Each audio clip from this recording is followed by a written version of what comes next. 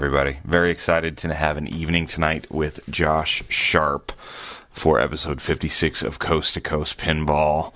It is Thursday night, January 9th. Let's go.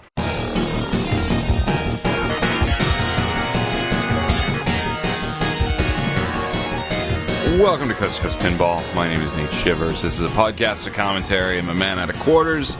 Very excited tonight to have an interview episode available for you guys. On the line with me tonight is the president of the IFPA, the International Flipper Pinball Association. I'd like to welcome Josh Sharp to Coast Pinball. How are you doing tonight, Josh?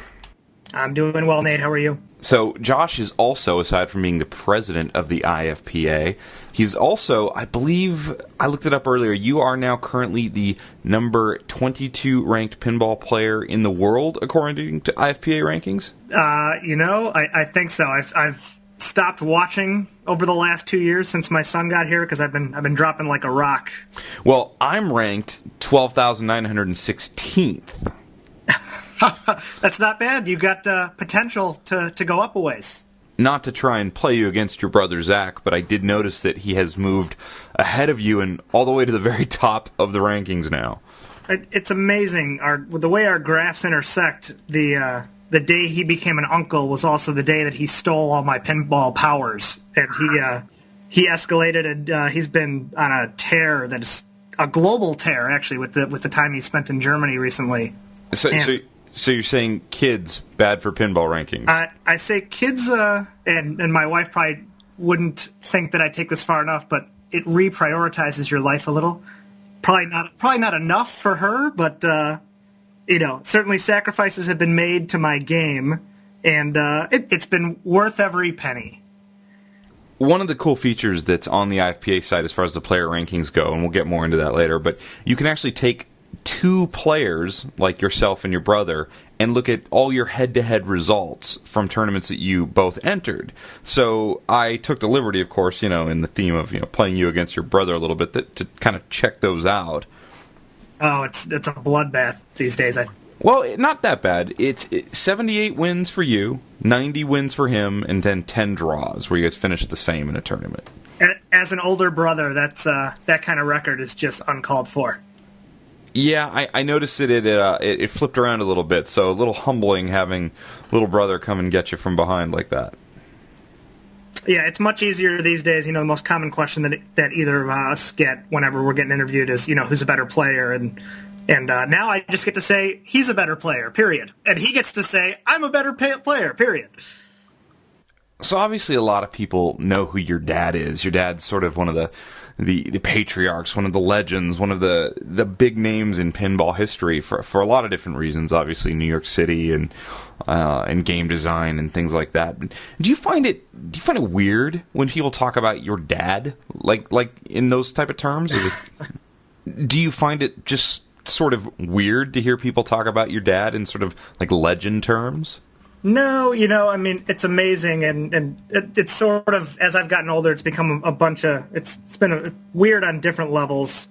I know that, for the longest time, he didn't push us into pinball, and I think, one of the things that I think a lot of your listeners talk about that and you also talk about is sort of how you found pinball naturally, and that's not an experience that I got to have. And it's sort of, I wish I did, because, you hear everyone, it's like a love story. It's like a first kiss story with everyone finding their first game. And, I didn't have that. I grew up with, when I was born, there were 7 games in my dad's studio apartment in 1979. So he was one of the original collectors.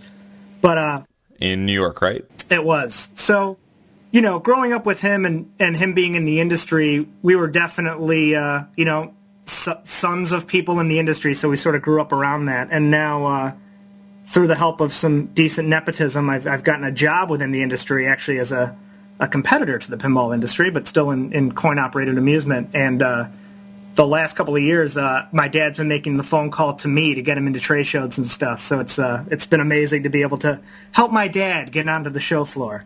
And you're an accountant by trade, correct? Yeah, I'm the CFO of Raw Thrills. And that's video game coin-op. Yep. So we did like our biggest games that you'd probably recognize would be Big Buck Hunter. Yeah. Yep. Fast and Furious Driving. Yeah, big name, big games. Big stuff.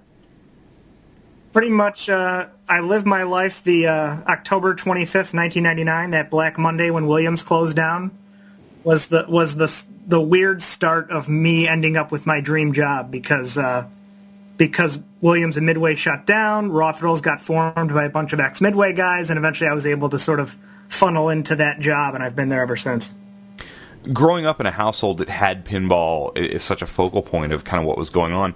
Did you like pinball? Were you drawn to it? Or did you just think, oh, this is no big deal, it's kind of boring because it's always sort of around? No, our dad was kind of a big kid growing up, so, we had every video game system, and we played a lot of video games, and we played a lot of pinball, every day, and we played a lot of sports. It was just, I guess the fact that there were no girls in the house, I feel bad for my mom, but we played all the time, and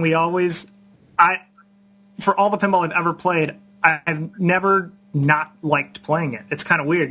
People get sick of it, and you sort of go away from it, and you come back a few months later. But I've pretty much loved it for even longer than I can remember, because I see pictures of me at, age 1 standing on a stool in front of my dad, and now, watching my son standing on a stool in front of me. It's mind-blowing. That's cool. So you grew up around pinball. It was around a lot. You learned at an early age kind of about the game. And then in college, and you and your brother, I believe, both went to the University of Illinois at Champaign. And then you actually started while there the Illini Pinball Association. Could you tell me a little bit about that? I did. So pretty much I started playing competitively in 1993, besides, Zach and I playing competitively as brothers since birth.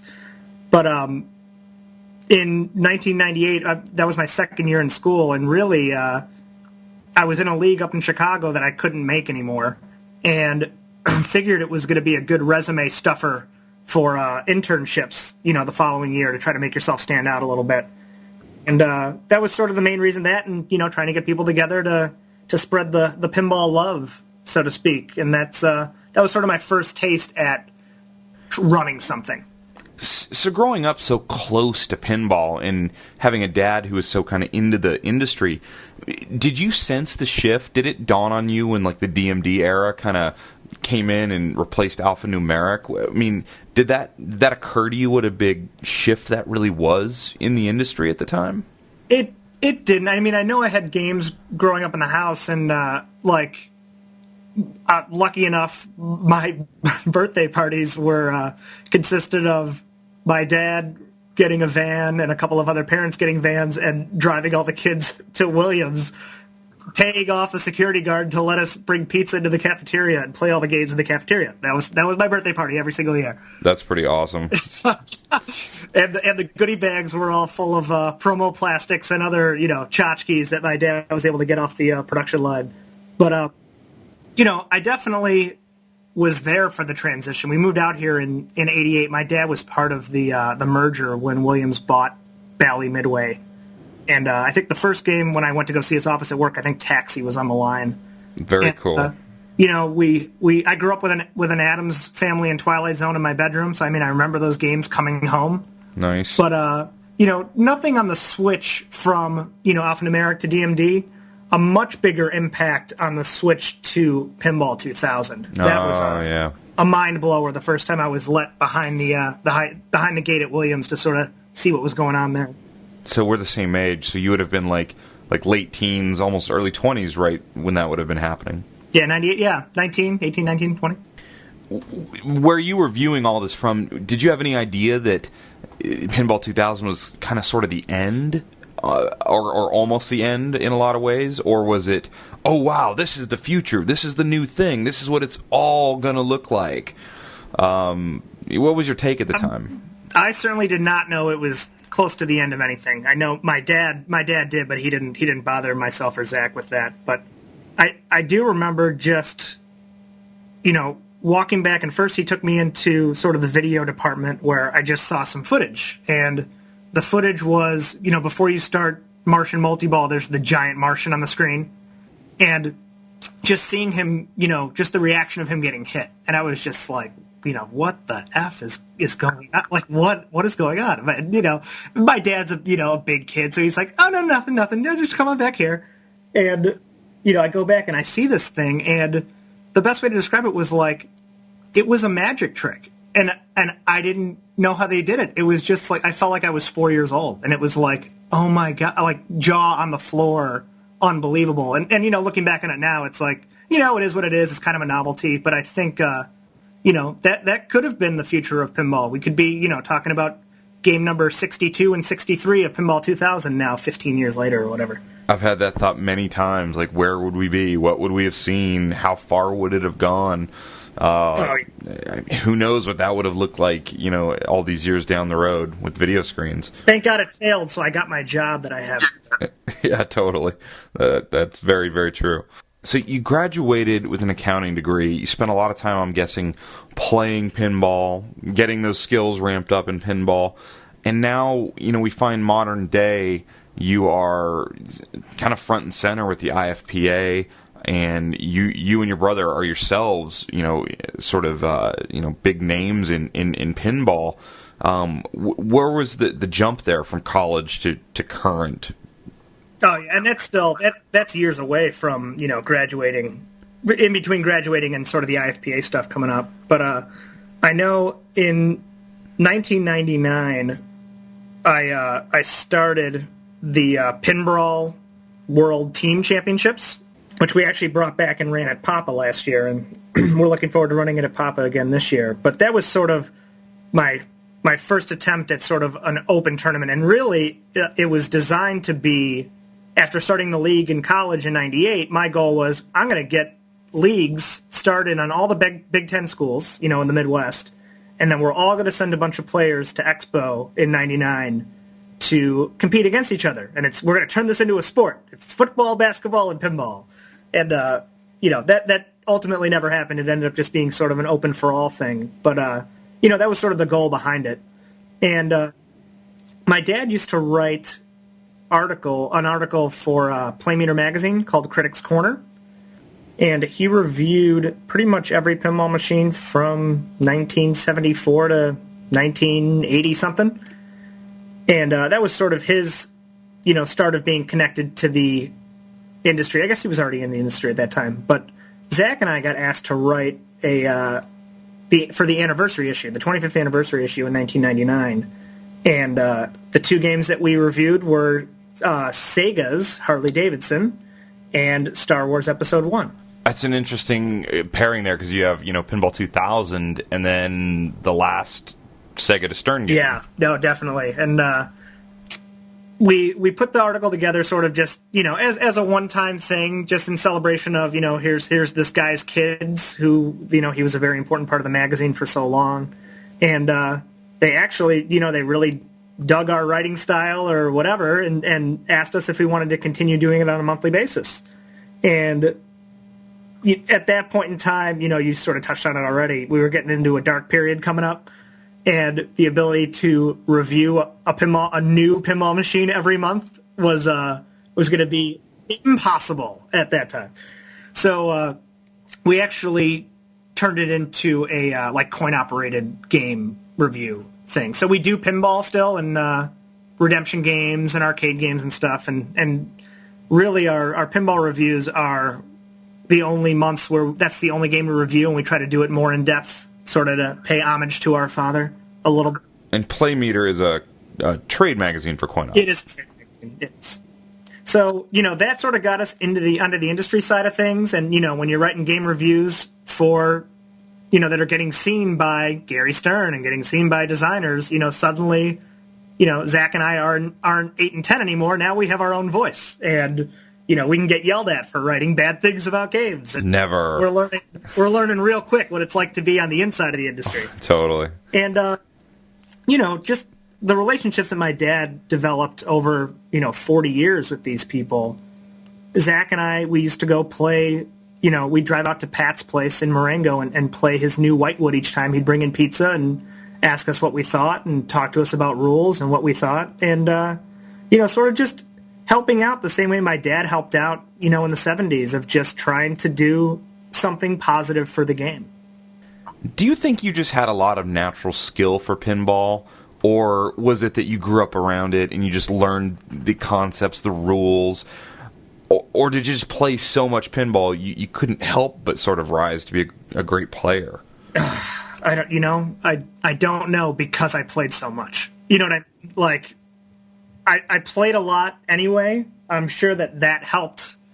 I'm also sure that the juniors players of these days would have kicked my ass from, the Josh and Zach Sharp of 1993. So, we were okay. I think we played a lot more like our dad played back in the day, which is sort of spray and pray and the ball flying around everywhere. And now, people are well aware with Papa TV and other things of how controlled of a game it is. And so, my game has been night and day since, just batting the ball around as a kid. Would you say knowing the rule sets of the game is one of the biggest things for you? Oh, yeah, you got to know your rules, man. Yeah. That'll make or break you. The number, I probably win more often on knowing what to do rather than just, keeping the ball in play for longer than the other person. Yeah, you got to go read the rule sheets. Watch your Bowen tutorials. Absolutely. So, back to the IFPA, it was dormant for quite a long period of time, or at least a period before you got to it. It was. So, it was an industry association that was set up sort of when that pinball 90s boom was happening. So, that Addams Family, Terminator 2, 90, 91, 92, the industry set up the association to try to get operators involved in operating pins and running tournaments and stuff. And it sort of rode the wave with, the industry wasn't run particularly well. They tried a top-down approach, which is, we're a bunch of people that don't know a whole lot about pinball, but we know a lot about darts, so you guys should just do everything that the dart leagues do, not realizing that better players in darts mean faster games on darts, and better players in pinball mean longer games on pinball. So it was sort of a minor disaster where you had this group that was sort of dictating things to the players, and with the forehead slapping moments of players of like, what are you guys doing? How are you doing this?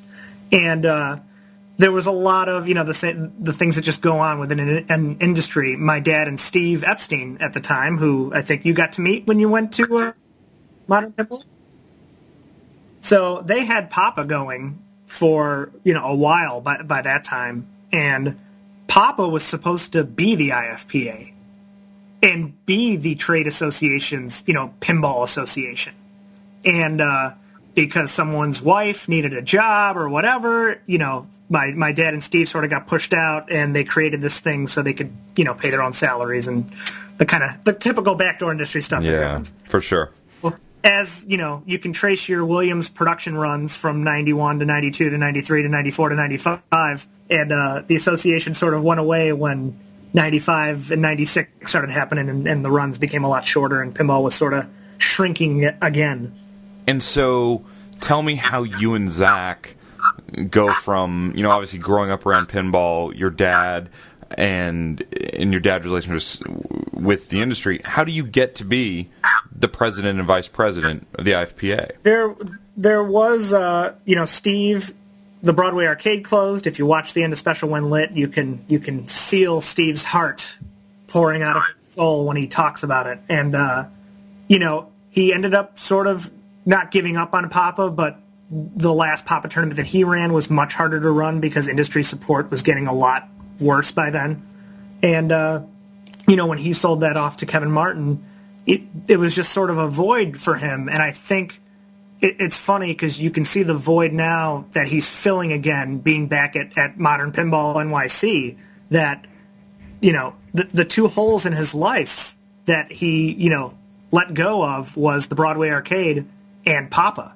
And it was actually him and my dad that brought up to me and Zach, wanting to bring the IFPA back because we had some ideas about a player ranking system and other promotional activities that, that, as they said, they weren't done yet. They wanted to sort of go out on their terms. And I think Steve felt a little shorted not being able to go out on his terms, sort of with the way Papa ended up folding up without the industry support and with being pushed out of Broadway Arcade. So they got things sort of started for us. They talked to the AMOA about, hey, you have this association that isn't doing anything. We negotiated some terms to be able to use the name and use the rights to their World Championship that they had run 4 times. And it sort of coincided with the world rankings that I sort of dreamed up while sitting at my boring accounting job at my cube working on Excel spreadsheets. And what year was this? This was 2006. So it's interesting looking at the IFPA, and, it's a great mix because you have the top players in the world who you see front and center on the top of the rankings, but the IFPA really is reaching out and grabbing schmucks like me and allowing me to be involved and in the community. Yeah, so, the way we structured the IFPA the second time around was totally flipping it on its head from, the way the trade industry did it, which was we were going to be a players association that worked from the bottom up. And it was a grassroots campaign of trying to get events started and promotions started to try to make pinball, viable for operators, to make it more popular out on the streets, to, just to bring more people into the sport rather than, having a couple of people in suits tell people, hey, pinball's here, you should come because it's fun or whatever. And it started off, it was really small. It was sort of the same group of guys that I knew. And I read an article that was on marathon running, and I've told this story a couple times, but just, sitting at my desk reading the sports paper, fake working on a spreadsheet. Uh-huh. And there was ING created a ranking system or they were sponsoring a ranking system for marathon running because I guess there was a lack of interest in sort of marathon running as an ongoing sport and more interest in the individual events that existed. So, everyone's, crazy about the Boston Marathon and the Chicago Marathon, and these things are big things. But as a way to try to bring more momentum and awareness to the sport, they sort of ended up moving all of these marathons under the same umbrella for a bigger purpose. And that it struck a chord in me with sort of how the pinball event horizon was at that time. There were a lot of events that, I was going to Pinburg, the old Pinburg, back in the, early 2000s, going to Pinball Expo every year, and you see the same group of guys, and you see them every few months at the few events that happen, and then you sort of go on with your life. And it was fun, and it was enough for a lot of people, but for me, there was more there. And reading this article was like, this can work for pinball. If I have a way to sort of be able to indirectly compete with my peers, and maybe we're not playing against each other at Pinball Expo, but I'm playing at Pinball Expo, and you're playing at, Nickel City out in San Diego, suddenly there's a way for us to sort of share a common bond. And more importantly, for us to be able to try and garner any PR for the sport, the more voices we have shouting in the same direction, it just makes for, a louder voice. So looking back to those first years where you said it was a lot smaller and there were fewer players, how many actual IFPA sponsored events were there in, say, like year one? I think I the only IFPA shirt I've ever purchased for myself was the first year's worth of events, and I think the back of the T-shirt says 52 events and 400 and something players. And now we fast forward to 2013 just ended. How many events now? There were 1,600. Wow. That's amazing, 1,600. And how many different countries held events? It looks like, thank God the guy who runs our website has great access to information. It looks like there were events in 22 countries this past year. Wow, that's amazing. That's awesome. So, looking at kind of the schedule coming up, one of the big things that I see headed towards us is you have your World Championships a little later in the spring, but coming up on the calendar is the IFPA State Championships, which is held in a whole bunch of different states. And I'd love to just kind of hear where this concept came from. I know it's new. What's the goal here with kind of the State Championship series? So we have what I like to call, no, not what I like to call, what Gary Stern likes to call three legs of the stool. We have, the way I approach IFPA is we sort of have three legs of our stool as well. And, one leg is definitely players and tournament directors and the things we do to work with them. The second stool is kind of the second leg. I guess it's not a second stool. Second leg is the PR stuff that we do, and we can get into that a little bit. And then the third leg is what we do for our sponsors, and we can get into that also. But the state championship was really born from trying to use, we have all this data, and we have this world rankings that, we run a world championship with, but there's so much more we can do with it. And the state championship series gave an opportunity for, the goal was to create more local events for local communities to be able to try and thrive.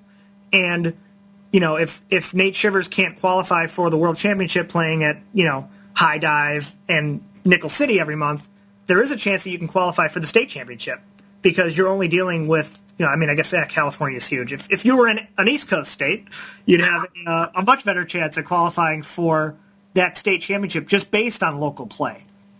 And it was a chance to, I think there's 28 states that are in this first year, and, 28 times 16 players. We're able to touch more hands and get more people interested at, experiencing success in competitive pinball. And that's something that's been really important to us.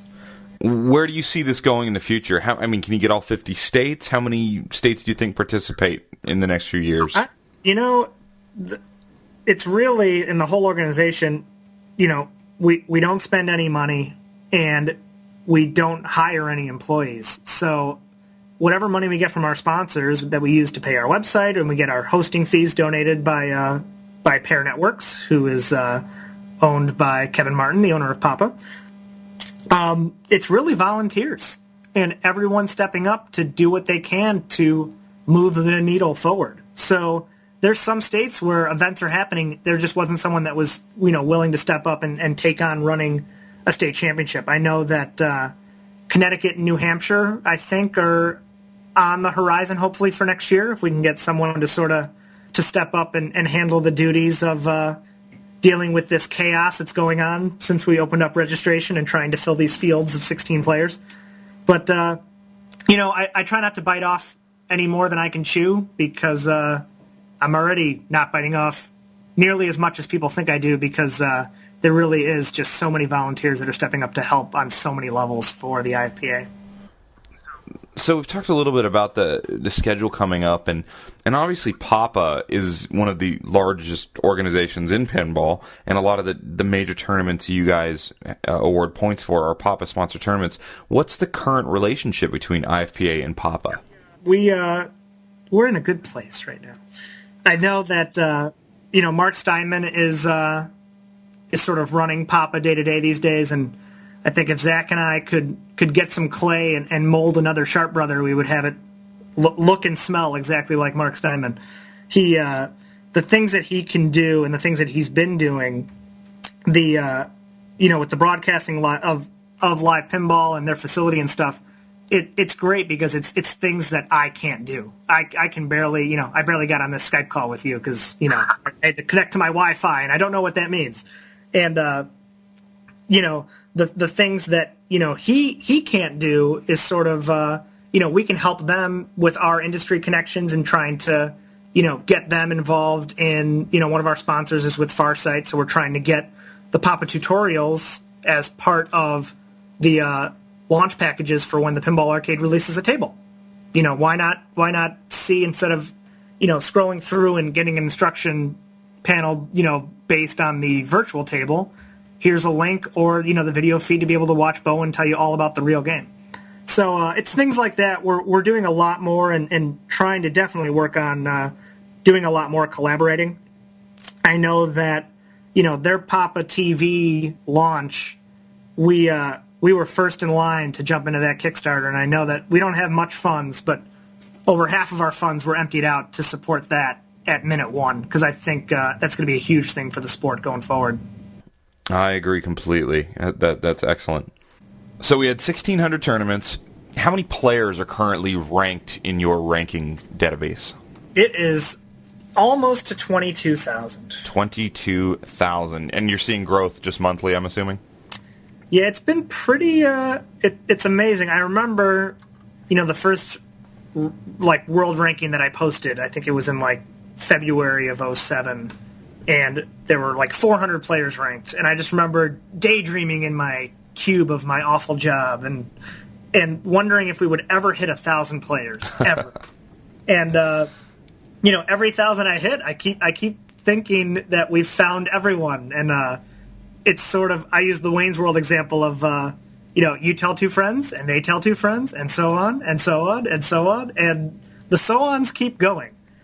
That's great. And that's really been the growth year over year. I mean, in terms of active players, 2013 clocked in at 9,970 players that played in at least one IFPA-endorsed event during the year.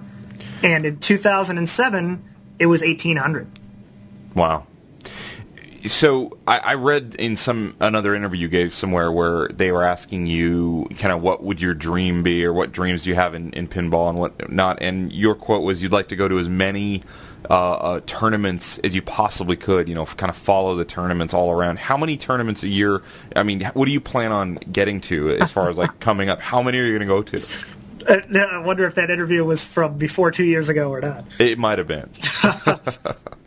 These days, I know that in a fantastic twist of fate, my second child is due on Pinburg weekend. Oh, so you're going to 3 tournaments this year. So I'm definitely not going to miss the our World Championship in May. I think I get a reprieve from my wife for that. And definitely wouldn't miss Papa's World Championship in August. And besides that, it is definitely sort of hit or miss for me. Luckily, in the Midwest, we have a lot of things that are either right in Chicago or, a neighboring state away that I can sort of pound out in a day. But absolutely, it was typically back in the day, maybe about once a month, go somewhere. Very cool.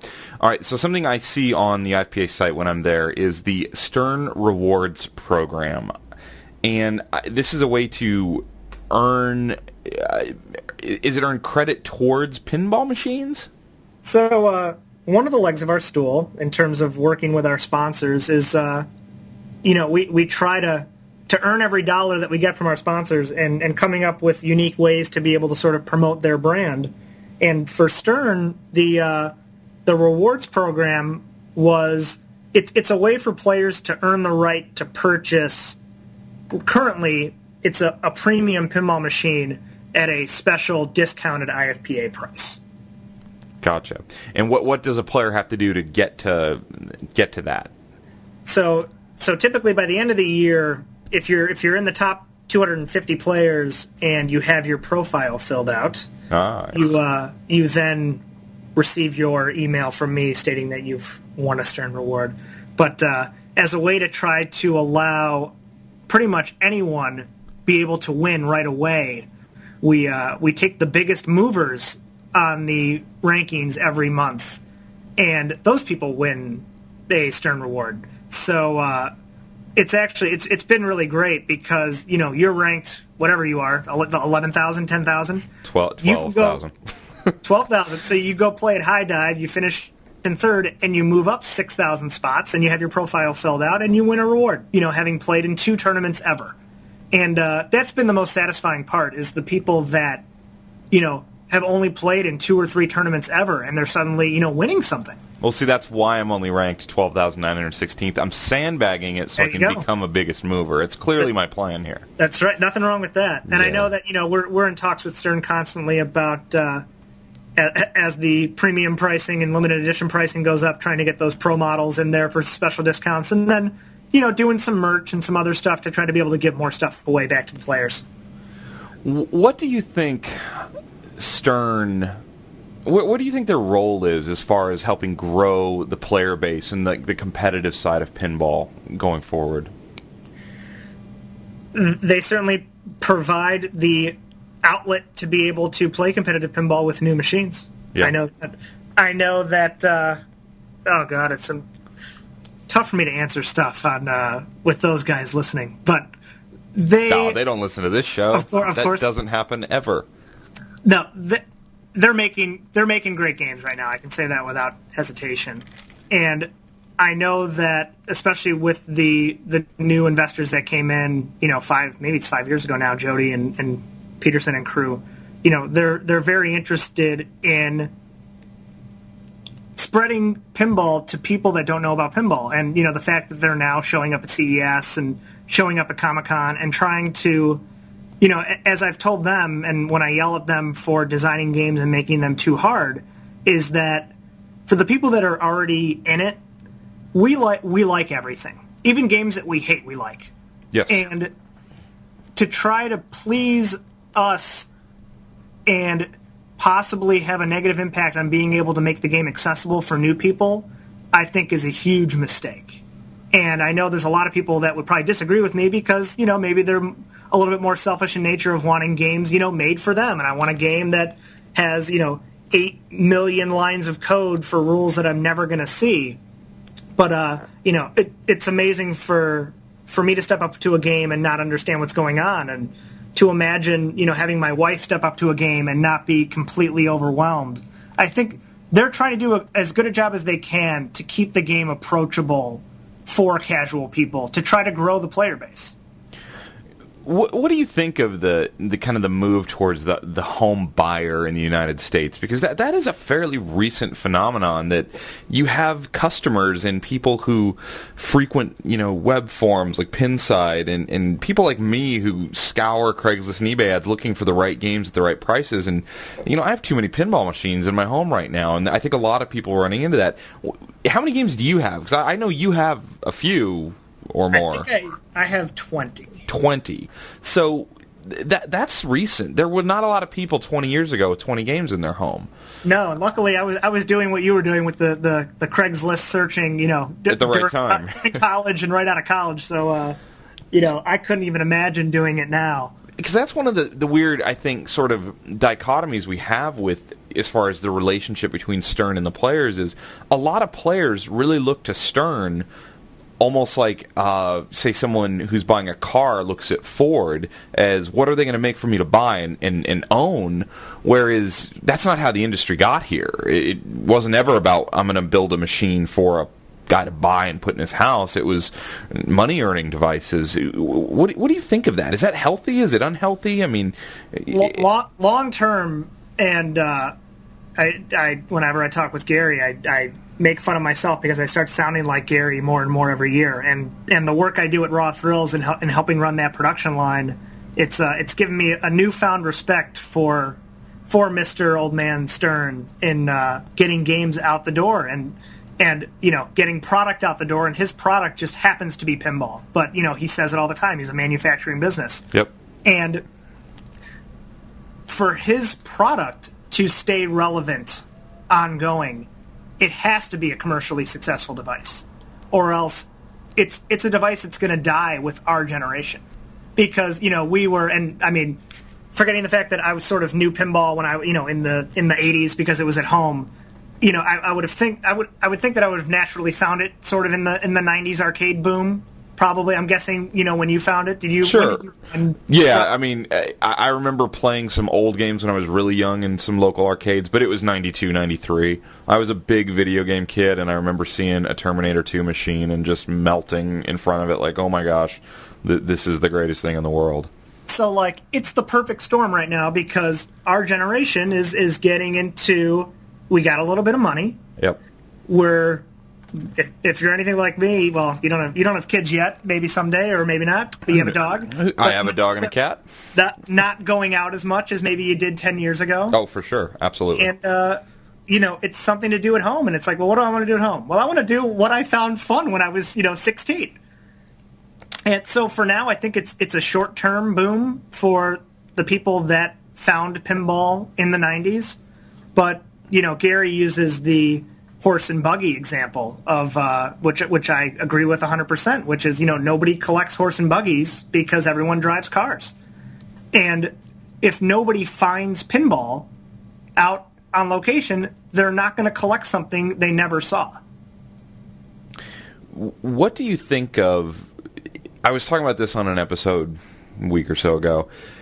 The games that Stern is building, and Stern gets picked on relentlessly because they were, for a long time, the last man standing, and to a degree they kind of still are, although, obviously what Jack's doing is getting to be a legitimate number two, but Stern's basically building games that we, for the most part, could have very well seen built in 1998. There's nothing that's happening on a Stern pinball machine thus far that would have been a real stretch if we had seen come out right after Champion Pub, or that time period.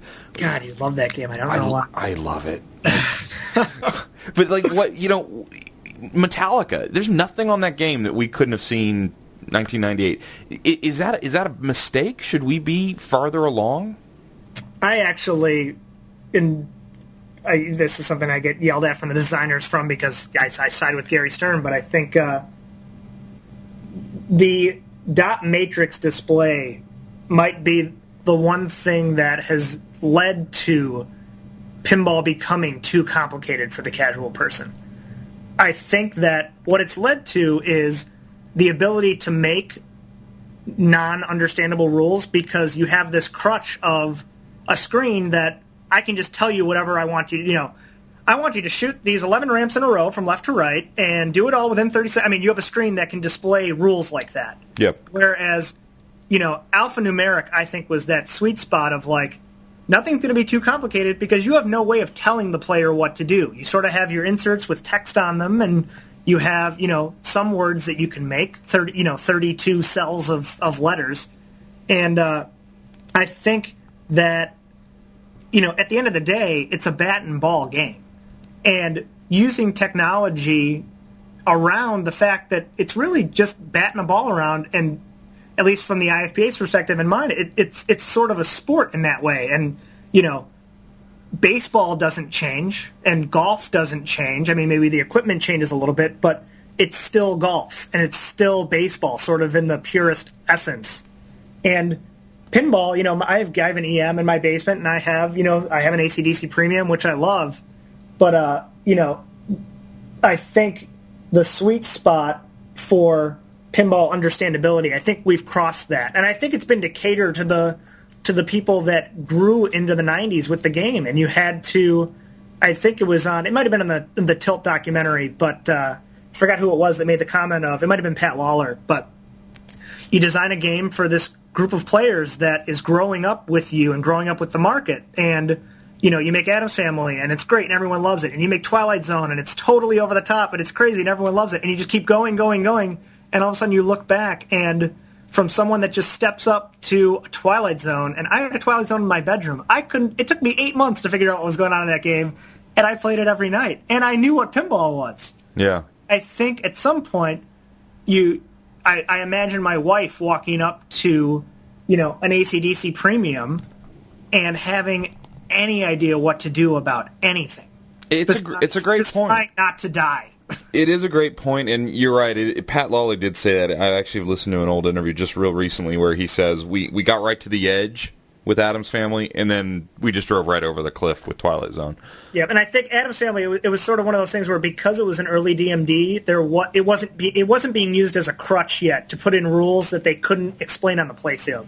Sure. And, I tell to me, I should be able to know everything I need to know about a game if it's sitting powered off in my basement, like by just reading whether it's an instruction card, inserts, text on the playfield. I shouldn't even have to turn the game on to know everything I need to do. And if I do, it's too hard to understand.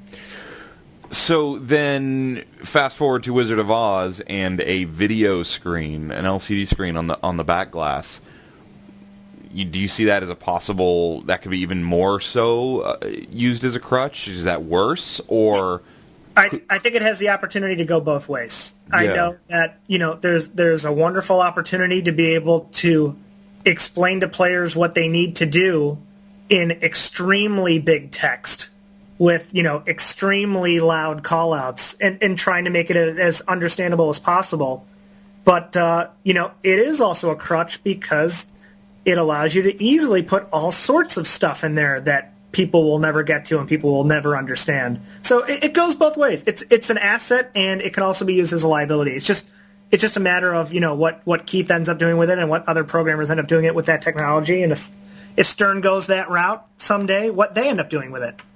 It will be interesting because I think I was thinking the other day, you could walk up to Wizard of Oz and there could be gameplay footage on the screen of the gameplay saying, if you do this and this, you're going to get to see this. Exactly. And, I remember sitting in one of the original, Jersey Jack meetings back when they were kicking off, and it was just like, imagine how nice it would be to know how to change a flipper coil by playing a movie on the screen, because I could certainly use a little help with that even these days. Sure. So there's definitely ways for that to be utilized positively. No doubt. So how much pinball are you playing in a week right now? With you got a kid, you got 20 machines, you got a full-time job. What's it look like in a week for you? Most it depends if I hear my 2-year-old knocking at the basement door and nodding his head when I say pinball. We'll go down and play a couple games. He likes Big Buck Hunter. So when the buck runs out, he likes smacking the playfield glass in excitement. But a couple times a week, I'm in a league here in Chicago that meets once a month. We're meeting on Saturday for the first meet of the season, and there's monthly tournaments in Chicago. I run the one at GameWorks that's once a month, and that's kind of about it these days. What's location pinball looking like in Chicago right now? It's tell you what, probably better than it even was in the 90s. It's amazing how even when pinball was huge, how god-awful location pinball was in Chicago. Interesting. And it's the same, the beercade explosion has certainly helped here. And I know that, for my real work, it'd be nice for Big Buck Hunter machines to be able to find their way into those beercades, but they seem to like the older stuff a little better. That's interesting. Yeah, kind of a retro vibe there. Let's see. So you and Zach are still writing pinball reviews for Playmeter, correct? We are. You can stay tuned. I think our Wizard of Oz one is another month away. Wizard of Oz and Star Trek are coming up. Okay, so what's your take on the two latest releases? Wizard of Oz, give me a brief, what do you think, and give me a little bit on Star Trek. Wizard of Oz, I think, is, obviously the novelty of the lights and the LCD and stuff. It's nice. It's new. It's fresh. I think, obviously, the way we have to write reviews is with the way that code isn't finished these days. Sure. Makes it really hard because, we either end up talking to the guys about what are you going to be putting in the next, 6 months, and then we can write it now, or I can review the game as it sits now, or I can review the game 6 months from now when I play what you have in. And, definitely have some issues with understandability, and I make fun, to Keith to his face all the time that, I walk up to the game and every insert is flashing. And to me, that's as good as not having any inserts flash, because I have no idea what to do, and I'm a really good pinball player. So there's a little issues for Zach and I there in terms of just understandability and having any idea of what's going on, and then issues with how often people are seeing features. I know that at least in my real work, we check our audits like crazy to see, what tracks are people picking and how often are they doing this and that. And, for both Star Trek and Wizard of Oz and the other Stern games that have come out, I think there's a lot of programmers, and I'll throw this at all the programmers, that a casual player they think is far better than they are. And even a mediocre player is given far too much credit for how far they can get into a game. And there's not enough stuff that's easily accessible, not enough front-end candy that's easily accessible. And, they're in the process of dialing that in. And it's tough, for us to comment that, Wizard of Oz is too hard to play and I can't get anywhere in the game. And, maybe before all is done, they'll fix it or they'll put in adjustments or whatever. But I think that's probably our biggest issue with both games. Sure. But, I know what you're saying because I was playing Wizard of Oz somewhere, I think in New York, and a guy was playing it with his girlfriend watching, and over and over, he kept saying, no, you can make the house spin. And she's like, I don't think it works on this one. Because he couldn't get there. He just wasn't making the shots. Right, and it's like, how do you make the house spin? I remember it was like watching somebody's, unboxing video, and it's like, I don't know, it just starts spinning. Yeah. And it's like, and these are people that bought their games for their house. They know pinball. You know what I mean? Yeah, definitely. And there's no point in anyone that knows pinball to be confused about a game ever. But on the positive side, I think if you see a Star Trek, especially the premium rallies, or a Wizard of Oz, or the later Stern premium games in a bar next to a Champion pub, the lighting is really striking. Absolutely. And I know I see pictures of Steve's place out in New York at Modern Pinball, and it's like it looks newer. It really does for a game that sort of in essence is still your 90s pinball, and it does look like a newer game, I think, to a casual person even walking in. I think LEDs are one of the biggest step forwards we've had, and it's something sort of simple, but it's a huge difference. Absolutely, without a doubt. Have you spent a lot of time on Star Trek? I have. We were lucky enough to within this industry. I know my boss Eugene Jarvis and Gary are great friends, even though we're competing for operator's business at the same time. We got to make a little Raw Thrills trip to play some early software on Star Trek, and it's a lot better now than it was then. But I actually, it's a lot better than I thought they were even going to do with it. And they still have, talked to Lonnie a lot about it, and they're listening, and they're reading Pinside, and they're listening to feedback and making good changes for the game. And I think even as is, it's a really good game. Kind of surprised to say it, but I really like it. It's fun and it feels good. I think it's good too. I have the same issues. I think I made fun of it to those guys, and I'm sure we'll touch on making fun of it in the Playmeter review. That it may be the one game that has the most inserts in the history of pinball that have no artwork on it. So it's the most generic inserts ever seen in a game, and to me, that's a huge issue in terms of being able to understand what's going on, especially sort of when I come from the school of I should know what to do with the glass off, or with the power off. Yeah. And I'm looking at, these arrows, these 7 arrows in the middle of the playfield, and it's like, what does that mean? All right, I see that I light them somehow, and then they disappear or they don't, and it's like, you know what, guys, why don't you, I don't know, spell punch it down, Punch in those triangles from top to bottom, and maybe I'll make the connection to, the logo says punch it. I get it. Just things like that, I don't know if it's, they didn't think of what to do with it yet by the time, art and stuff had to be final or what, but just sort of a lot of that, help a brother out, man. I want to know what's going on. Just, give me a roadmap. I think it's funny that we still, even through all the expansion of rule sets and whatnot through the 90s, we still try and cram it all onto a little 3x5 card with minuscule text that's often not printed all that well. I think Pirates of the Caribbean was the first one that, I think crossed out an instruction card and sort of wrote in that pirate text more like guidelines. Yeah, exactly. That's definitely true. That's very cool. So, jumping back to tournaments just real briefly, because I think this is real important. If somebody's listening to this and they're in Ames, Iowa, and there's a couple pinball machines on location in Ames, and they want to run a tournament, they want to do it under the IFPA banner, how do they do it? What's expected of them? And how does someone who's entering the tournament know that what they're playing is sort of legitimate and they're really earning points in the right way and it's proper? So for an event to become endorsed by us, it needs to be open for anyone to participate. So you can't say, I'm running a tournament in my basement for my family, and I don't want anyone else to know about it. Or I'm running a tournament and it's just for women. No, nobody else is allowed to play. So as long as it's open for anyone to come and play, and it's on our calendar at least 30 days ahead of time so people can be made aware of the fact that this tournament in Ames, Iowa does exist. And there is some sort of website with details on the event so someone can sort of know what they're getting into, and it makes it more approachable for them. That's really all you need. We definitely do a lot of work in helping people set up events, and we certainly offer our suggestions on the easiest way to go about it.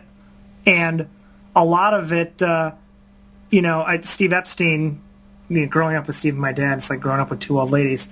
He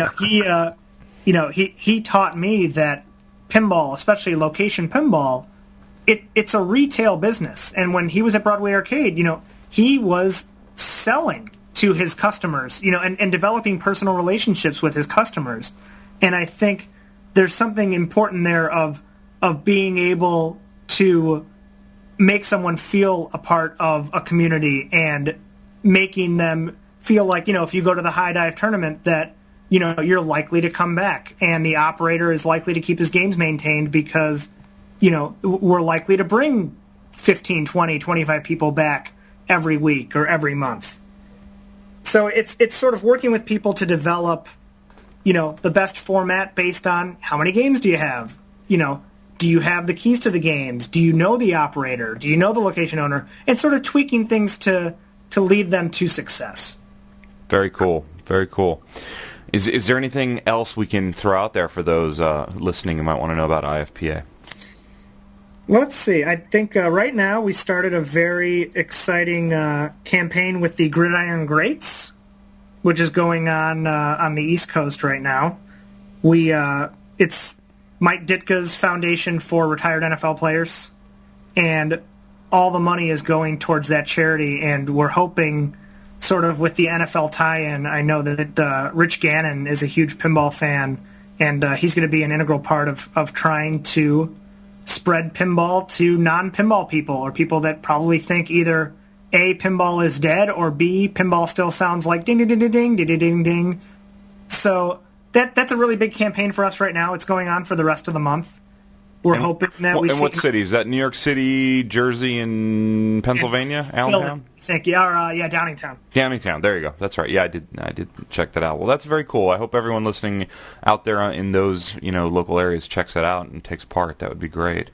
And then, just trying to use, obviously, the world rankings are our biggest tool to be able to do things. So whether it's using that tool for the Stern Rewards or using that tool for the state championship stuff, finding more ways to give entertainment to the players that come across our site to get them interested in competing more. And maybe, 22,000 players isn't the end. Maybe there's a couple of more so-ons there, and we can get to 30,000. I think you will. I have a feeling you will. Well, very cool. And maybe a reality show down the road. You never know. You never know. I think, I don't know, you and Zach being brothers, I think that's the tie-in right there. We'll see how this pinball project, I think I actually have a conference call with them tomorrow to get an update on how that's going. Hopefully it's not dead in the water yet. Good. Well, we need to do this again in the future. I really appreciate you coming on the show tonight. This has been a lot of fun. Yeah, absolutely. Thank you guys very much. I appreciate everybody listening, and we will talk to you again soon.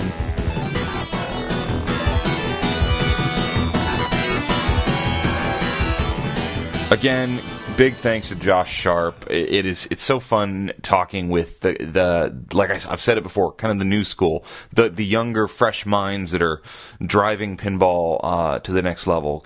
And Josh is great because his dad was such a big important part of pinball history, and now the family legacy kind of carries on, and that's really awesome. So his dad's a class act. Josh seems like a great guy. And maybe someday we'll get Zach we'll get the number one pinball player in the world. We'll get on the show sometime. So anyway, that's it for me. If you'd like to send me an email, it's coast2coastpinball@gmail.com. That's the number 2 between the coasts. The website will work either way, coast2coastpinball.com or coast2coastpinball.com. Like us on Facebook, follow us on Twitter, yada, yada, yada. Thanks for listening. Have a good night.